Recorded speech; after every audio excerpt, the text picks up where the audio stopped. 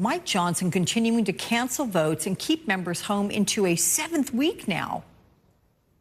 2 months out of the House, that's also committees that aren't working. They're not working towards policies that are going to help the American people. And that, to me, is disappointing. And I think it should be to the people who are voting for these elected leaders to go to work and to be part of a solution. As we're talking about, we want leaders who are looking out for us, not who are playing some political game to make Trump happy. And I do find that to be one of the more frustrating parts of what Speaker Johnson is doing. I am encouraged, obviously, by what Senator John Thune is doing, trying to keep things going and keeping conversations going. But optically, it's not great for Mike Johnson. Also, it's not great for him that he is parroting whatever it is that Trump says, whether that's to the, filibuster rule and just kind of being very...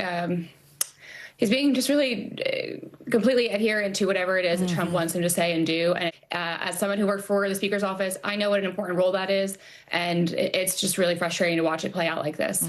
So when you have the visual that Megan brought up there of Trump destroying parts of the White House to build a gold leaf ballroom and a marble bathroom while people can't afford to buy food, how do Republicans distance themselves from that? Or is it too late? Are they inextricably tied to Trump?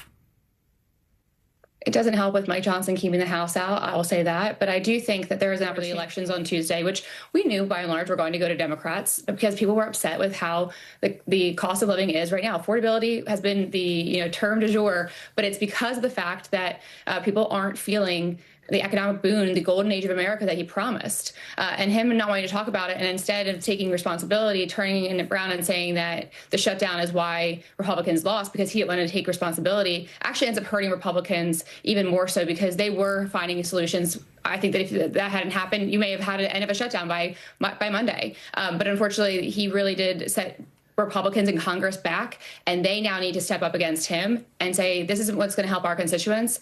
We need to focus on affordability, and we can't continue to play under your playbook anymore. That's my hope for John Thune and for Republicans, but we'll see what happens. I was going to say, have you ever heard Donald Trump say, yeah, that was my fault? No. Never. So, Megan, I think that Mamdani needs to get the trash collected and the snow removed and do the basic things that a mayor does before we get into any battles with Donald Trump. Yes or no answer from you, Maura. Will the Mamdani phenomenon spread? No. Okay, there we go. I love it. You were succinct. Thank you, ladies. Good to see you both.